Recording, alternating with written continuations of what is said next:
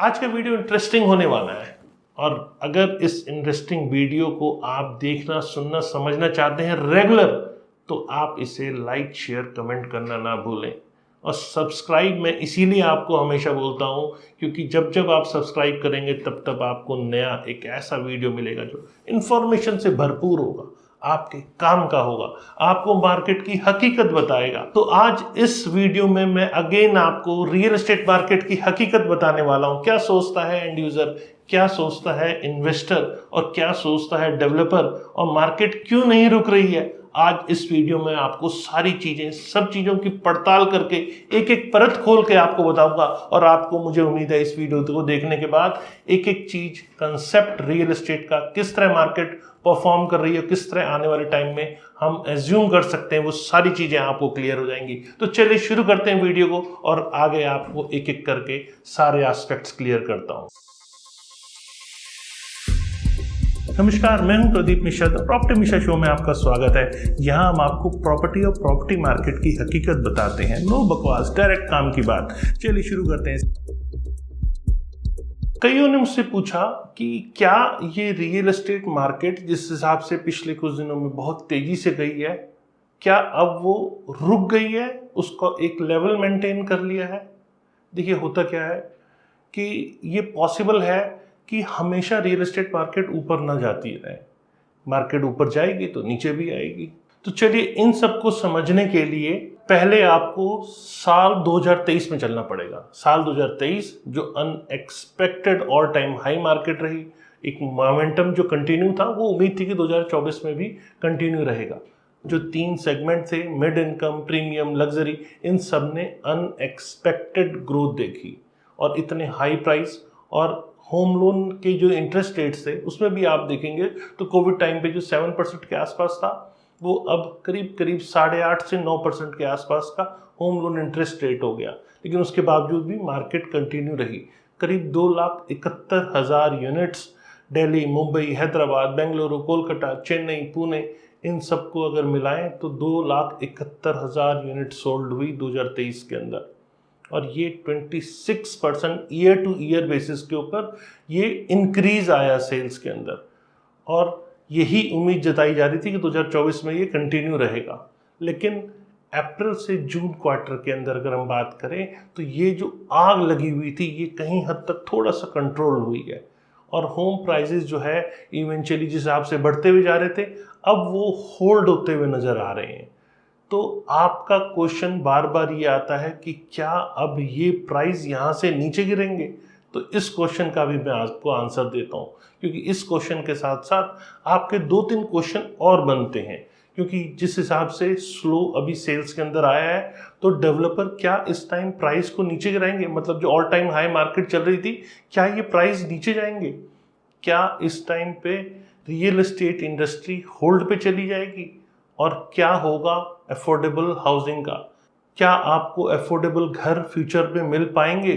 तो चलिए इसको समझते हैं। जैसा मैंने बताया कि होम सेल्स इस टाइम पर थोड़ा सा स्लो फील हो रही है, बहुत ज़्यादा नंबर्स अभी नहीं दिख रहे हैं। मतलब ये करीब करीब 2 ईयर्स के ऑल टाइम हाई के बाद, जहां बेस प्राइस काफ़ी ऊपर चला गया था, मतलब कीमतें बेइंतहा बढ़ गई थी, वो आप देखेंगे तो अप्रैल से जून क्वार्टर के बीच में यहाँ मार्केट थोड़ी रुकी है। तो इस टाइम होम बायर्स को एक उम्मीद जगी है कि अब प्रॉपर्टी के अंदर प्राइस करेक्शन होने वाला है। तो ये कूलिंग इफेक्ट जो है, मैं आपकी जानकारी के लिए बताऊं, क्योंकि पिछले 2 साल लगातार तेजी से बढ़ रहे थे, तो कूलिंग इफेक्ट अभी इमीडिएटली आपको नहीं देखने को मिलेगा। इसके लिए भी कूलिंग इफेक्ट थोड़ा सा लंबा होगा, तब कहीं हद तक कीमतें गिरती है। अगर आप रिकॉल करें तो जनवरी से मार्च के बीच में 2024 की बात कर रहा हूं, तो highest ever sales 1,30,000 homes top 7 cities के अंदर देखने को मिले थे। लेकिन सेकंड क्वार्टर की अगर हम बात करें 2024 की, इस स्लो डाउन के कुछ कपल ऑफ रीजंस भी हैं। जैसे कि पिछले कुछ दिनों में आपने देखा होगा बहुत हीट वेव चल रही थी, और साथ में इलेक्शन सीजन था। इलेक्शन सीजन में हमेशा रेट कम होते हैं, तो इस इलेक्शन सीजन का भी एक इम्पैक्ट इस मार्केट पे देखने को मिल सकता है। मैं टेम्पोररी इम्पैक्ट की बात कर रहा हूँ। और फर्दर अगर फ्यूचर में होम सेल्स गिरती है और ये ट्रेंड कंटिन्यू रहता है, क्योंकि जो नए प्रोजेक्ट्स हैं वो अभी आने हैं, उनका ट्रेंड भी मॉनिटर करना बहुत ज़रूरी है। तो पिछले 2 क्वार्टर्स की बात करें तो ट्रेंड में थोड़ा सा एक रुकावट नज़र आई है। बहुत ज़्यादा रुकावट अभी नहीं है, लेकिन मैं करंटली बात करूं तो थोड़ी सी रुकावट मैं नंबर्स में ज़रूर देख रहा हूं। तो जब नंबर्स कम आएंगे तो आपका ये क्वेश्चन बिल्कुल वाजिब बनता है कि प्राइस करेक्शन अब आने वाले टाइम में होनी चाहिए। जैसे कि आप सब जानते हैं कि पिछले 2 से 3 सालों में कीमतें बहुत तेज़ी से बढ़ी हैं, और अक्सर रियल एस्टेट मार्केट में जब जब कीमतें बढ़ती है और उसमें जब नंबर्स अचानक कम आने शुरू होते हैं तो वहाँ मार्केट सीधा नीचे की तरफ रिएक्ट नहीं करती, वहाँ अक्सर मार्केट थोड़ा सा स्टे हो जाती है। और ये अगर थोड़ा सा लंबा खिंचता है तब इसका इम्पैक्ट देखने को बढ़ सकता है। लेकिन अभी की मैं बात करूं तो बहुत ज़्यादा मेरे को इसका इम्पैक्ट प्राइजेस के अंदर नहीं दिख रहा है, क्योंकि 2019 के अंदर भी सेम सिचुएशन थी। अगर हम 5 साल पहले 2019 को अगर हम देखें तो उस टाइम पर भी प्राइस बहुत ज़्यादा नीचे नहीं गए थे, मार्केट वहाँ रुक गई थी। और डेवलपर्स कभी भी जब ऐसी सिचुएशन होती है तो प्राइस को रिड्यूस करना प्रेफर नहीं करते। वो हमेशा कोशिश करते हैं कि अगर सेल्स के नंबर कम आए हैं तो साथ में फ्रीबीज दी जाए। तो फ्रीबीज जैसे चीज़ें आपको यहाँ मिल सकती है, जैसे वुडन वर्क करवाया हुआ हो या बहुत सारी चीज़ें जो एडिशनल चार्जेस में आपको पे करनी पड़ती है उसको इंक्लूड कर दिया जाए। इस टाइप के ऐसे कुछ ऑफर्स अब आपको मार्केट में देखने को मिल सकते हैं, क्योंकि सेल्स के नंबर ज़रूर फर्क पड़े हैं। तो इस टाइप की स्कीम्स अब आपको मार्केट में दिखेगी। स्लाइटली आप सोचें कि बिल्कुल मार्केट अभी गिर जाएगी, तो ऐसा मुझे अभी नहीं दिख रहा है। अब आपके मन में ये क्वेश्चन आ रहा होगा कि क्या इस टाइम सिर्फ लग्जरी या अफोर्डेबल हाउसिंग के ऊपर भी इम्पैक्ट आएगा। अफोर्डेबल हाउसिंग वैसे तो हरियाणा की अगर हम पॉलिसी की बात करें तो करीब 5,000 रुपये पर स्क्वायर फीट के रेट पे अफोर्डेबल हाउसिंग का रेट है। लेकिन अफोर्डेबल सेगमेंट की अगर हम बात करें तो करीब करीब 1.5 से 2 करोड़ तक की चीज़ें, जिस हिसाब से कीमतें बढ़ गई है, एक आम आदमी के लिए मिनिमम ये बजट रखना मैंडेटरी हो गया है। तो 50 लाख से 2 करोड़ तक के सेगमेंट के ऊपर और साथ में लग्जरी सेगमेंट, इन दोनों के ऊपर अलग अलग अगर डिवाइड कर दें तो अफोर्डेबल सेगमेंट की बात करें तो इस टाइम अफोर्डेबल सेगमेंट के बायर्स हैं, वो प्रॉपर्टी आज भी खरीदना चाहते हैं। तो उसकी मार्केट में मुझे बहुत ज़्यादा कोई स्लो डाउन आता नज़र नहीं आ रहा, क्योंकि वो हमेशा से मार्केट एंड यूज़र ड्राइव करते हैं। और जहाँ एंड यूज़र होते हैं, पिछले अगर मैं 3 क्वार्टर की बात हम माइनस कर दें तो एंड यूज़र मार्केट में कम है और इन्वेस्टर्स ज़्यादा आए हैं। तो ऐसे टाइम पे इन्वेस्टर्स को ज़रूर धक्का लगता है, उनको लगता है कि शॉर्ट टर्म में हम जो प्रॉपर्टी में एक अच्छा गेन कर सकते थे वो शायद नहीं हो पाएगा। लेकिन एंड यूजर्स वाली जो बजट सेगमेंट है उसमें मोमेंटम अभी कंटिन्यू है। वाकई में ऐसे एंड यूजर्स बहुत सारे हैं जो इस बजट के अंदर प्रॉपर्टी खरीदना चाहते हैं, तो उनके ऊपर बहुत ज़्यादा कूलिंग इफेक्ट मेरे को आता नज़र नहीं आ रहा।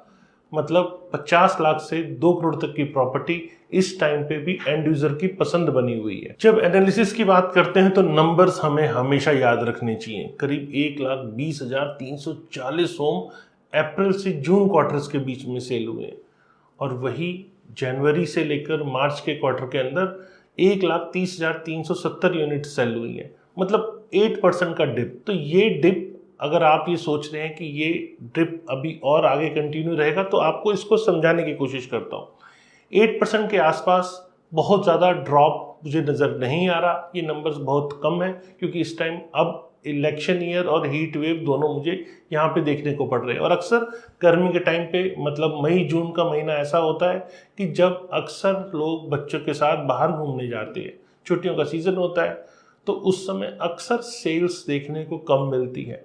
तो लोग चूँकि फैमिली के साथ जा रहे हैं तो सेल्स का कम होना लाजमी है। तो मुझे अभी कोई बहुत ज़्यादा अलार्मिंग सिचुएशन नज़र नहीं आ रही, बहुत ज़्यादा वीक सिचुएशन नज़र नहीं आ रही। हाँ, ये ज़रूर है कि अगर ये ट्रेंड अभी कंटिन्यू रहता है अगले आने वाले 1 से 2 क्वार्टर के अंदर, तो हम ये कह सकते हैं कि यहाँ मार्केट में स्लो डाउन इस टाइम दिख रहा है।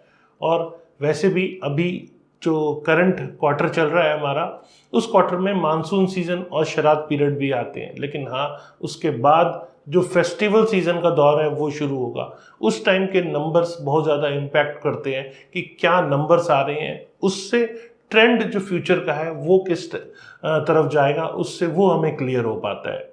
तो चलिए अब समझते हैं कि पिछले 5 साल कैसे रहे रियल एस्टेट के, क्योंकि जब जब हम प्रॉपर्टी मार्केट को समझने की कोशिश करते हैं या किसी भी डेटा के ऊपर हम समझने की कोशिश करते हैं कि आने वाले टाइम में 5 साल कैसे रहेंगे, तो हमारा पिछले 5 साल का डेटा हमें हमेशा काम आता है। तो पिछले 5 साल की बात करें तो कोविड के टाइम पर रियल एस्टेट मार्केट जो पूरी तरह से रुकी हुई थी, उसमें एक तरह से जान आ गई। जो अनसोल्ड इन्वेंट्री भरमार थी मार्केट के अंदर, उसमें रियलाइजेशन होनी शुरू हो गई और फिजिकल एसेट कितना इम्पॉर्टेंट है ये लोगों ने ज़रूरत के तौर पे समझा कि हमें एक ज़रूरत है, हमें एक हमारे पास घर होना चाहिए, ये लोगों ने समझा, जिससे कि रियल एस्टेट मार्केट में एक तरह से मूवमेंट होनी शुरू हुई। होम लोन रेट 6.5 से 7% थे, तो यहाँ पर इतने कम रेट के ऊपर अगर इन्वेंट्री थी और लोगों को ज़रूरत भी थी, तो एंड यूजर्स मार्केट में आए और उन्होंने प्रॉपर्टी बाइंग शुरू की। सबसे नीचे के स्तर पे प्रॉपर्टी के रेट थे और इंटरेस्ट रेट भी कम थे, तो ये सोने पे सुहागा हो गया। इससे प्रॉपर्टी के अंदर जम के खरीदारी हुई और यहाँ तक कि जो रुके हुए इन्वेंट्री थी, अनसोल्ड इन्वेंट्री थी, धीरे धीरे वो ख़त्म होनी शुरू हुई। सबसे ज़्यादा मार्केट में जो ट्रेंड देखने को मिला वो रेडी टू मूव अपार्टमेंट में देखने को मिला। धीरे धीरे वो ट्रेंड कंटिन्यू हुआ। अनसोल्ड इन्वेंट्री आने वाले 1 से 2 साल के अंदर अनसोल्ड इन्वेंट्री काफ़ी हद तक कंज्यूम हो गई, क्योंकि बहुत ज़्यादा अनसोल्ड इन्वेंट्री उस समय मार्केट में थी। जब अनसोल्ड इन्वेंट्री कंज्यूम हुई तो मार्केट में नया ट्रेंड चला अंडर कंस्ट्रक्शन प्रॉपर्टी का, और ये ट्रेंड अंडर कंस्ट्रक्शन प्रॉपर्टी का 2019 से पहले बहुत ज़्यादा देखने को नहीं मिल रहा था, क्योंकि रेरा आने के बाद धीरे धीरे मार्केट ने बेटर होना शुरू किया था, लोगों का विश्वास बनना शुरू हो रहा था। वो बात और है कि रेरा के आने के बाद भी बहुत सारे आज भी प्रोजेक्ट्स रुके हुए हैं, लेकिन बाजार में एक ट्रस्ट क्रिएट हुआ रेरा आने के बाद, और जो ट्रस्ट आया मार्केट के अंदर उससे प्रॉपर्टी बाइंग हुई। मतलब अंडर कंस्ट्रक्शन में प्रॉपर्टी का ट्रेंड देखने को मिला। पिछले 3 सालों की बात करें तो स्पेशली 2 सालों में अंडर कंस्ट्रक्शन प्रॉपर्टी के रेट भी बहुत ज़्यादा अच्छे खासे बढ़े। तो ऐसे टाइम पे डेवलपर्स ने भी प्रॉपर्टी बाइंग शुरू करी, मतलब लैंड बाइंग शुरू करी, और लैंड के प्राइजेस भी धीरे धीरे धीरे आज काफ़ी ऊपर आ गए। अगर हम द्वारका एक्सप्रेसवे की बात करें तो करीब करीब दिल्ली के लगते हुए सेक्टर्स में 35 से 40 करोड़ रुपए एकड़ का रेट हो गया, जो कि कोविड के टाइम पर ये 8 से 10 करोड़ रुपए एकड़ हुआ करता था। तो एक लैंड के अंदर भी अच्छा जंप मुझे इस समय यहाँ देखने को मिला। तो जब लैंड के प्राइजेस बढ़ेंगे तो कहीं ना कहीं उसका इम्पैक्ट प्रॉपर्टी के प्राइजेस के ऊपर आएगा, फाइनल प्रोडक्ट के प्राइस के ऊपर आएगा, जिसे आप और हम बाय करते हैं।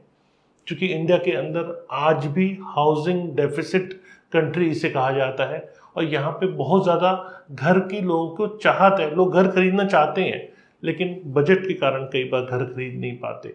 तो ऐसा ट्रेंड देखने को मिला कि कोविड के बाद लोगों ने जम के खरीदारी करी, और जैसा कि मैंने बताया रेरा ने लोगों का काम थोड़ा सा आसान कर दिया, लोगों का ट्रस्ट बढ़ा, और लोगों ने रेडी टू मूव के बाद अंडर कंस्ट्रक्शन प्रॉपर्टी भी खरीदी, और बड़े प्लेयर्स भी मार्केट में आए। शोभा, गोदरेज, पूर्वांकरा, प्रेस्टीज, ऐसे कई बड़े नाम जो कॉरपोरेट घराने जिन्हें कहते हैं हम, वो कॉरपोरेट घराने मार्केट में उतरे, और जो छोटे डेवलपर्स हैं धीरे धीरे कई हद तक उनकी मार्केट को वो खा गए, और बड़े तौर पे एक साफ सुथरा एक इमेज लेकर मार्केट में आने की कोशिश करी। मतलब एक बाइंग प्रोसेस को एक तरह से मैं कहूँगा ट्रांसपेरेंट बनाया। पहले जो ये चला करता था कि बिल्डर मतलब एक बड़ा सोने की चेन, बड़ी गाड़ी पहन के और बाउंसर्स रख के जो काम करने का ट्रेंड था, उससे कहीं हद तक पूरी तरह बदला और कॉर्पोरेट ट्रेंड मार्केट के अंदर आना शुरू हो गया।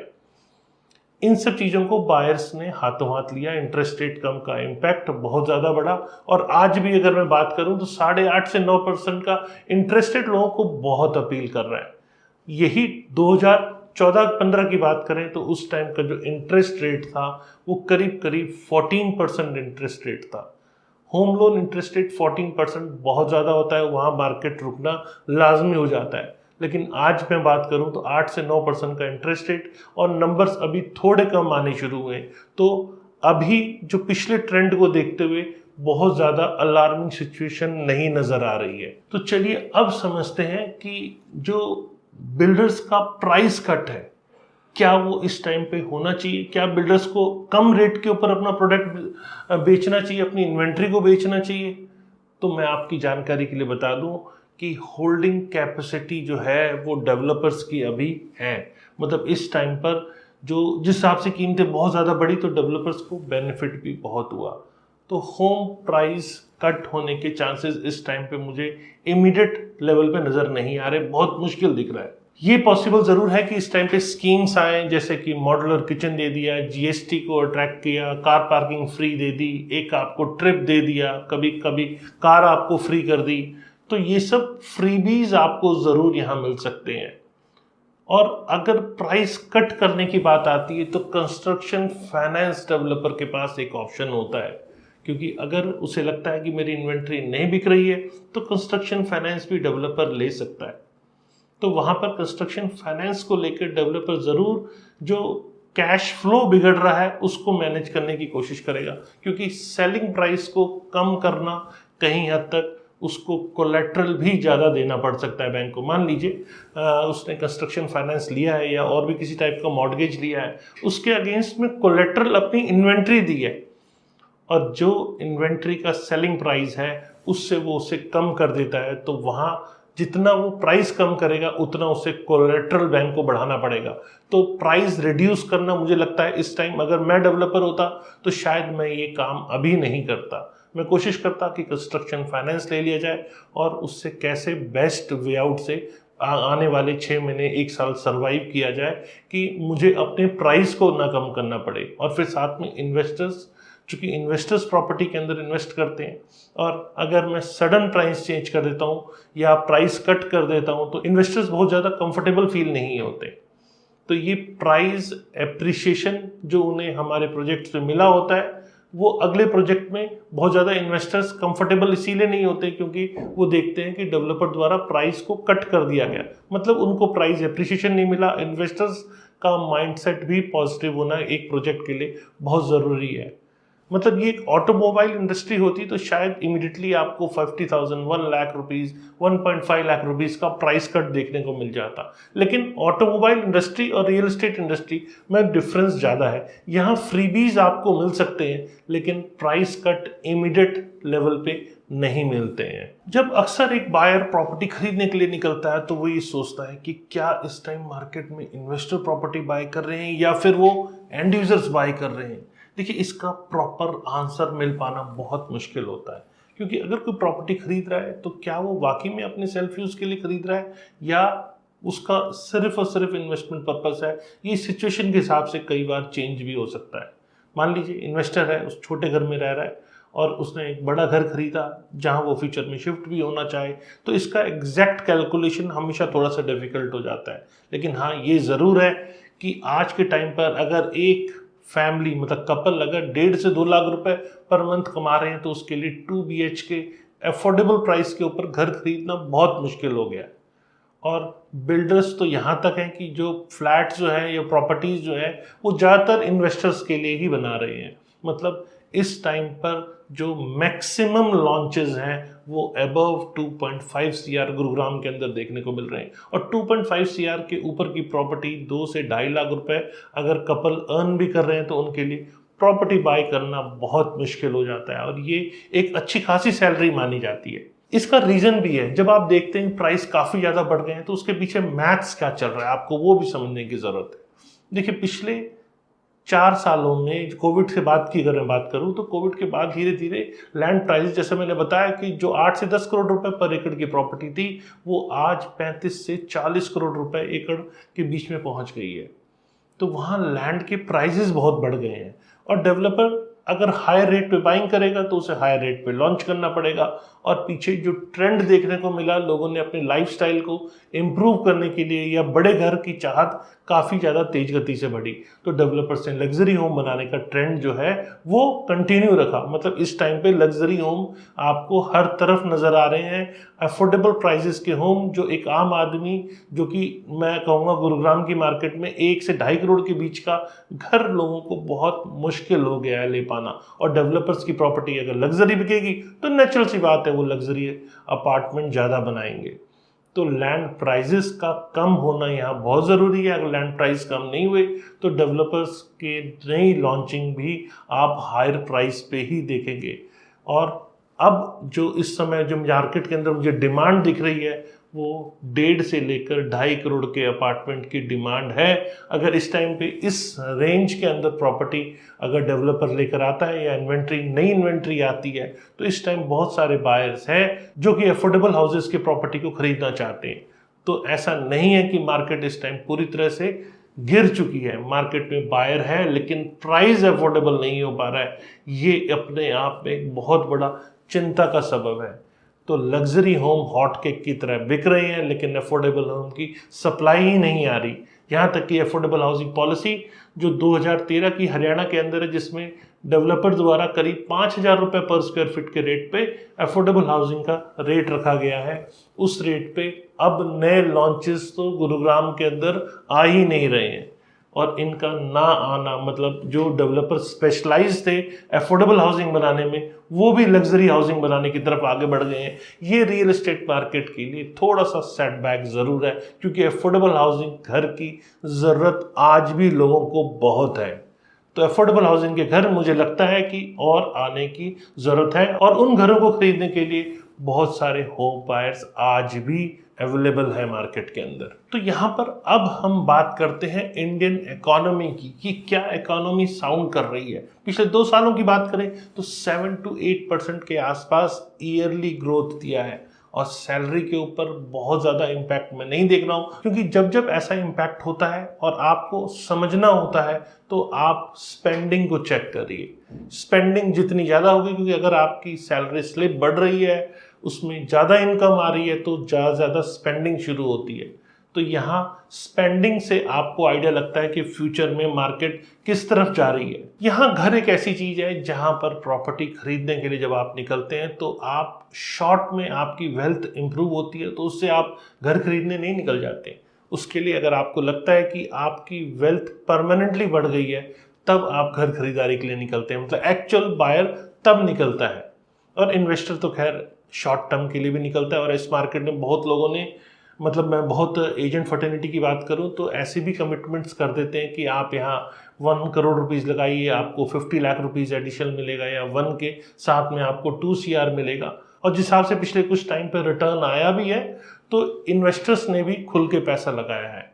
तो ऐसा कमिटमेंट करना ही गलत होता है क्योंकि ऐसा अगर कोई शॉर्टकट है, कोई शॉर्ट फार्मूला है तो वो हर कोई लगा सकता है। ये सब चीज़ें मार्केट कंडीशंस पे डिपेंड करती है और हमें हमेशा इंडियन इकोनॉमी को समझकर तभी मार्केट के अंदर प्रॉपर्टी में इन्वेस्ट करना चाहिए, नहीं तो हम उस विशेष सर्कल में फंस जाएंगे। कहीं हद तक हमारी गाढ़ी मेहनत की कमाई जो होगी वो भी कहीं हद तक फंस जाएगी क्योंकि पैंडमिक के बाद से अभी भी ऐसे बहुत सारे सेक्टर हैं जो पूरी तरह रिकवर नहीं हो पाए। हाँ, वो बात और है कि ऑटोमोबाइल सेक्टर में आप देखेंगे एसयूवी या हाई एंड कारों की सेल बहुत अच्छी हुई है। तो इससे ये ट्रेंड नज़र आता है कि लोगों की इनकम बढ़ी है और बहुत सारे ऐसे भी लोग हैं जो तंग गलियों से निकलकर बाहर बड़े घरों में रहना पसंद कर रहे हैं।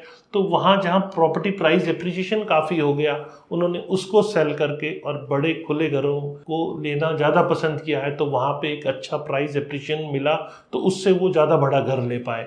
तो ऐसे खरीदारों की तादाद भी यहाँ पर है। लेकिन हाँ, जैसा मैं बात कर रहा था कि ऑटो इंडस्ट्री की, तो वहाँ पर भी एंट्री लेवल कार्स पे अभी भी स्ट्रगल है। एसयूवी या हाई एंड कार पे ज़रूर तेज़ी नज़र आई है लेकिन एंट्री लेवल की कार्स में अभी भी इस टाइम पे 65 डेज का स्टॉक मेंटेन है। मतलब उसको मैं सरल भाषा में समझाऊं तो अगर कोई गाड़ी बिककर शोरूम पर आती है तो शोरूम पे आने के बाद करीब 65 से 70 दिन का टाइम लगता है उसे बिकने में। तो एंट्री लेवल कार में वो दिक्कत आज भी देखने को मिली है। तो हाई एंड लग्जरी अगर हाउसिंग की तरफ बढ़ा है तो वो ऑटो इंडस्ट्री के अंदर भी काफ़ी ज़्यादा नज़र आया है। लेकिन हमें ये मान के चलना चाहिए कि अभी भी कोविड के बाद से पूरी तरह से मार्केट, हमारी इकोनॉमी पूरी तरह से रिवाइव अभी तक नहीं हो पाई है। इसका मतलब रियल एस्टेट अकेला ही ऐसा नहीं है जो कि टॉप एंड जो लग्जरी होम्स में उसमें ज़्यादा खरीदारी देखने को मिल रही है।